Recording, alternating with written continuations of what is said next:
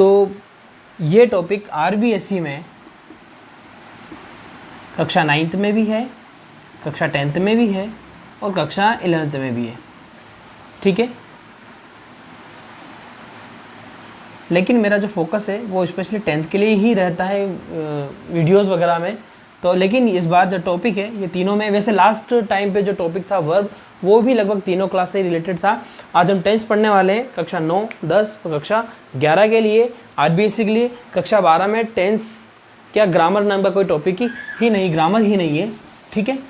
अब बात करते हैं हम टेंस की। तो अंग्रेजी में अब तक हम 3 टेंस होते हैं, ठीक है, 3 मानते हैं ये 3 टेंस होते हैं, ठीक है। लेकिन वास्तविकता ये है कि वर्तमान जो अंग्रेजी है उसमें मात्र 2 टेंस है, ठीक है। एक हमारा है प्रेजेंट टेंस, एक हमारा है पास्ट टेंस। अब कहेंगे फ्यूचर टेंस कहाँ गया? एक्चुअल में जो फ्यूचर टेंस है इसे टाइम के रूप में यूज़ किया जाता है। किसके रूप में यूज़ किया जाता है? टाइम के रूप में। टाइम के रूप में कैसे? क्या है आजकल क्या होने लगा है कि इस फ्यूचर टेंस की जगह प्रेजेंट टेंस ने ले लिए।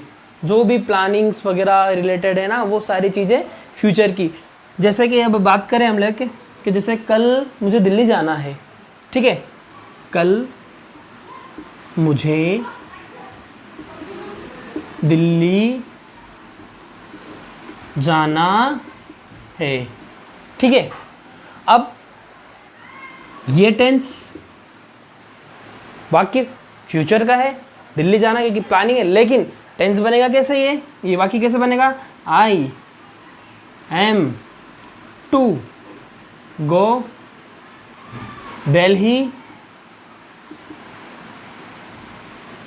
टुमारो,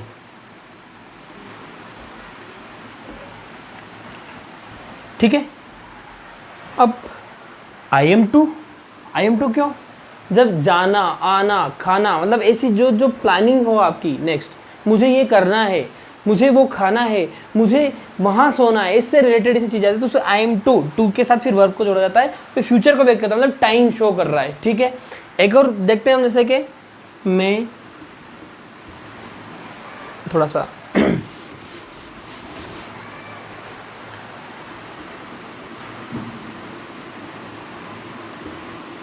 वह कल आ रहा है, ठीक है, कल आ रहा है, बात फ्यूचर की है, लेकिन इसको कैसे बनेगा ये सेंटेंस? ही इज कमिंग वही टुमारो, ठीक है। देखिए प्रेजेंट, ये प्रेजेंट कंटिन्यूअस का टेंस है, सेंटेंस है, लेकिन बात कब की शो कर रहा है? फ्यूचर की। अतः इसीलिए इसी वजह से प्रेजेंट और पास्ट टेंस रह गया है, फ्यूचर टेंस को एक टाइम शो कर दिया गया है। लेकिन अगर हम परीक्षा के नज़रिए से देखें तो परीक्षा के नज़रिए से हमें विल, शैल, फ्यूचर टेंस पढ़ करके फॉर्मेलिटी करनी ही पड़ेगी, इसलिए आप लिख सकते हैं फ्यूचर, ठीक है। और पर फ्यूचर में हम सिर्फ हमें अगर ठीक है, कोई दिक्कत नहीं, वो बाद में बात करेंगे। आज हम बात करते हैं टेंस में प्रेजेंट टेंस की। प्रेजेंट टेंस आपको पता होगा प्रेजेंट टेंस कितने प्रकार का होता है? प्रेजेंट टेंस 4 प्रकार का होता है। नंबर 1 इंडेफिनिट, जिसे हम सिंपल के नाम से भी जानते हैं। नंबर 2 हमारा continuous tense,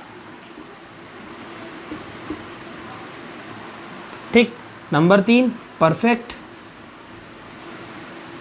number 4 perfect continuous. देखिए राइटिंग में थोड़ा सा एडजस्ट कीजिएगा आप मेरी, ठीक है, आपको राइटिंग में एडजस्ट करना ही पड़ेगा, ठीक है। और रही बात ये सारी ये चीज़ की पीडीएफ में जो मेरा वीडियो है इसके साथ आपको गूगल ड्राइव की लिंक भेज दूँ। आप गूगल ड्राइव पे जाकर के उस लिंक पे जाकर गूगल ड्राइव के थ्रू उस वीडियो का आप उस नोट्स को आप डाउनलोड कर सकते हैं, ठीक है।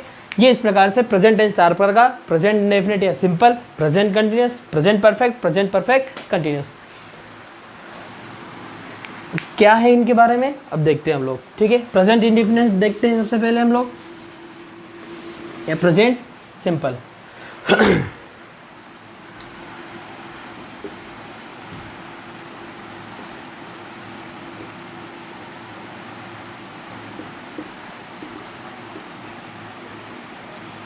सबसे पहले हम देखते हैं इसका अर्थ। अर्थ क्या है इसका, ये है क्या चीज़। देखिए, किसी कार्य या घटना का वर्तमान में घटित होना बताता है, वर्तमान काल में घटित होना बताता है, लेकिन वह जो घटना है वो नियमित रूप से घटती हो। ठीक है, किसी कार्य तथा घटना का वर्तमान काल में घटित होना बताता है तथा ऐसी घटनाएं वर्तमान में नियमित रूप से, ध्यान दीजिएगा इस बात पे, नियमित रूप से, ठीक है, आदतन शाश्वत सत्य या शाश्वत रूप से, शाश्वत बोले या सार्वभौमिक बोले, सर्वकालिक बोले, रूप से घटित होती है। ठीक है,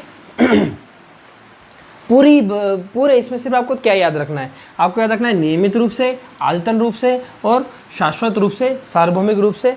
वो एक बार उदाहरण से समझते हैं, जैसे ही टेक्स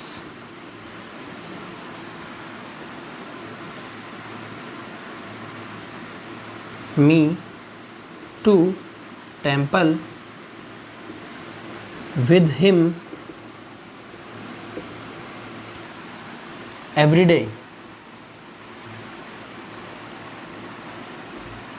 ठीक है, dog barks at strangers, sun rises in the east। देखिए, कि टैक्स वह मुझे ले जाता है, टैक्स मी वह मुझे ले जाता है, टू टेम्पल मंदिर को, विद हिम उसके साथ, एवरीडे प्रत्येक दिन, यानी नियमित रूप से ले जाता है। ठीक है, डॉग बार्क्स कुत्ते भौंकते हैं, कुत्तों की आदत है, कुत्तों का ये व्यक्तिगत व्यवहार है कि वो अजनबियों को देख कर के भौंकते हैं। ठीक है, सन राइजेस सूर्य पूर्व में उगता है, उगता है तो उगता है, ये नियमित रूप से काम होता है, शाश्वत है, सर्वकालिक है। अतः ये जितने भी कार्य हैं ये क्या होते हैं, प्रेजेंट इंडेफिनिट या प्रेजेंट सिंपल के वाक्य होते हैं, इस सब तरह के। देखिए, प्रेजेंट टेंस सिंपल का वाक्य हमारे परीक्षा में ज़रूर आता है। अब परीक्षा में कैसे आता है कैसे नहीं आता, वो टेंस, ये प्रेजेंट टेंस पूरा होने के बाद में फिर चर्चा करेंगे हम। ठीक है, इसको देख लीजिए आप एक बार।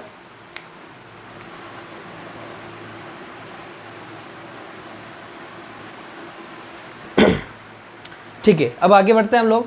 हमने देखा अर्थ, अब हम देखते हैं इसकी पहचान, कि इस टेंस की पहचान कैसे की जाती है, हिंदी सेंटेंसेस में इसकी पहचान कैसे की जाती है।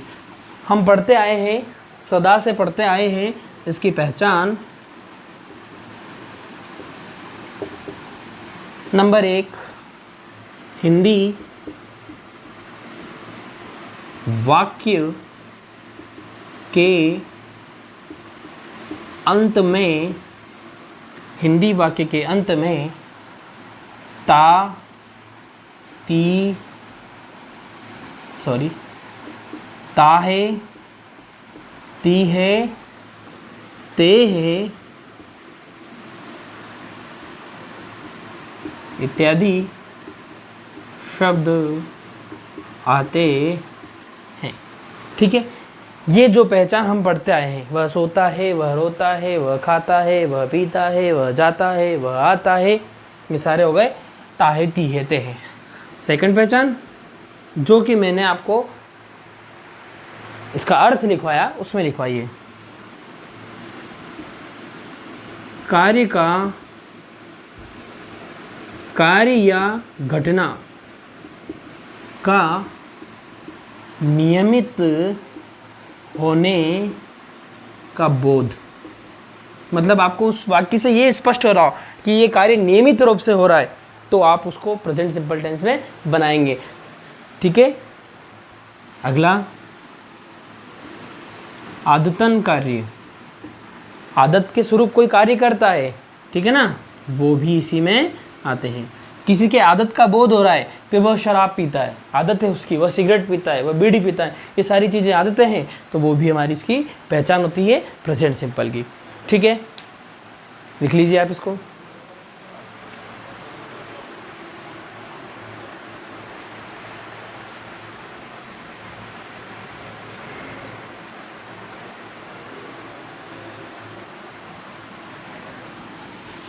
ठीक है, आगे बढ़ते हैं हम लोग।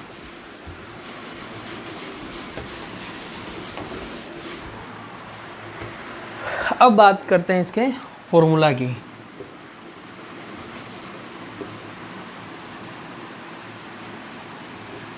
सूत्र अफर्मेटिव, सिर्फ हम अभी अफर्मेटिव की बात करने वाले हैं।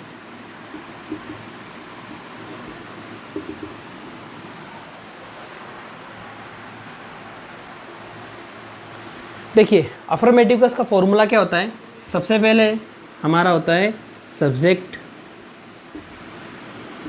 फिर इसके बाद हमारी आती है वर्ब आती है, फिर यदि आवश्यक हो तो हमें एस या ईस या IES लगाना होता है। इसके बाद हमारा ऑब्जेक्ट वगैरह या समय टाइम जो भी बच गया फालतू सामान, वो सारा हम इसमें डाल देते हैं। ठीक है, ध्यान रखना है, सबसे पहले सब्जेक्ट, उसके बाद वर्ब, उसके बाद एस या ES IES डाल देते हैं।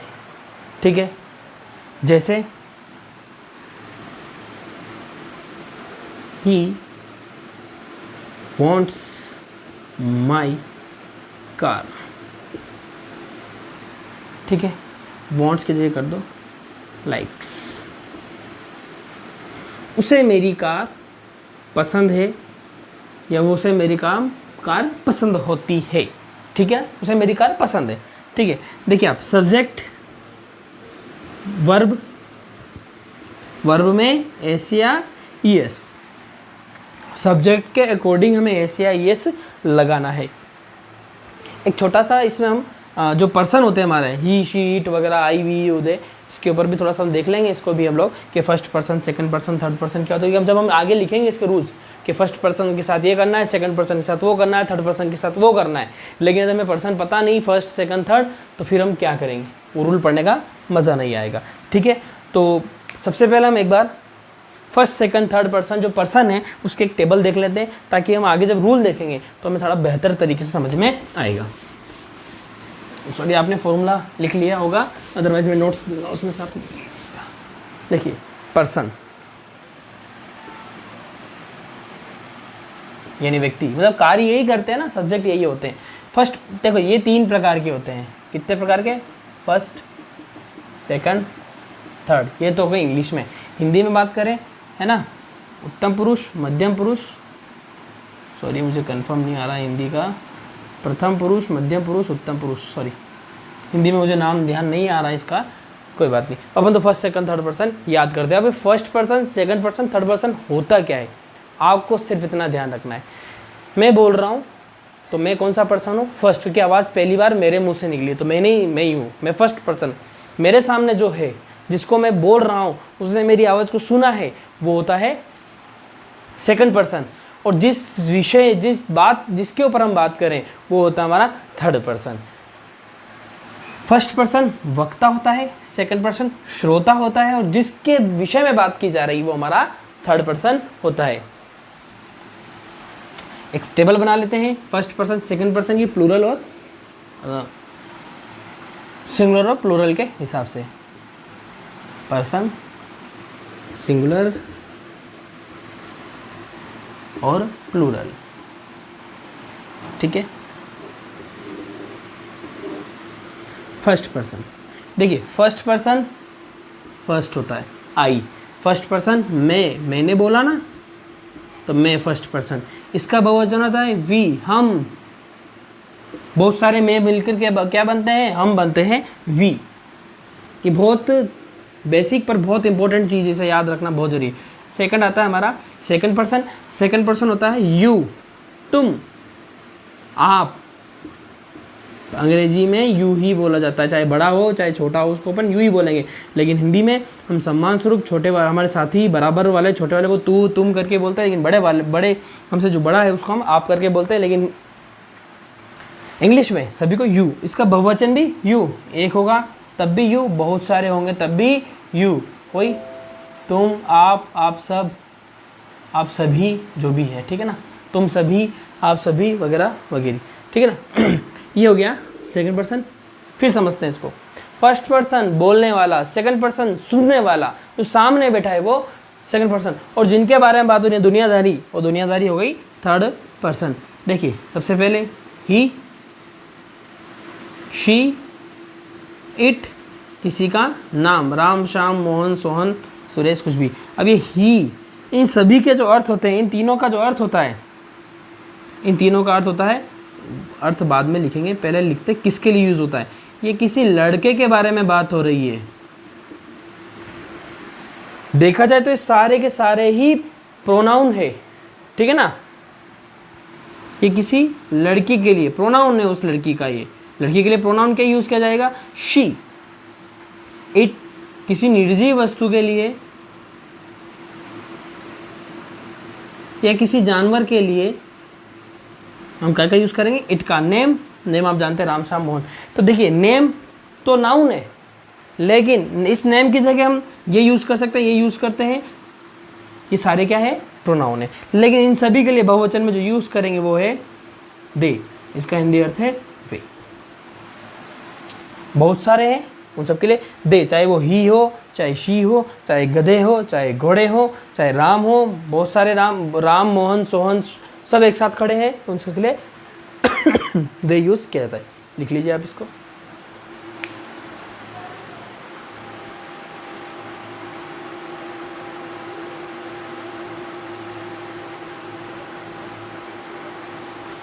ठीक है, लिख लिया होगा। सबसे पहले आज जो भी हमने लिखा है आप इसको लर्न करें। उसके बाद ये हमारा इसका फर्स्ट पार्ट था। मैं सेकंड पार्ट में आपको इसके रूल और भी जो सेंटेंस है, नेगेटिव, इंट्रोगेटिव इत्यादि जो सेंटेंस है उनको समझाऊंगा। किस प्रकार से हमारी परीक्षा में प्रश्न पूछा जाएगा वो समझेंगे। मैं कम से कम इसको 2 से 3 पार्ट में लेकर आना चाहता हूँ, ताकि आप भी लगातार पढ़ते पढ़ते बोर ना हो। छोटे छोटे वीडियो और आराम से पढ़ते चलें। इसको आप अच्छी तरह से पढ़ लें, अच्छी तरह से याद कर लें। उसी के बाद अगर हम रूल पर चर्चा करेंगे तो ज़्यादा बेहतर होगा। ठीक है, आपको बहुत समझ में आया होगा।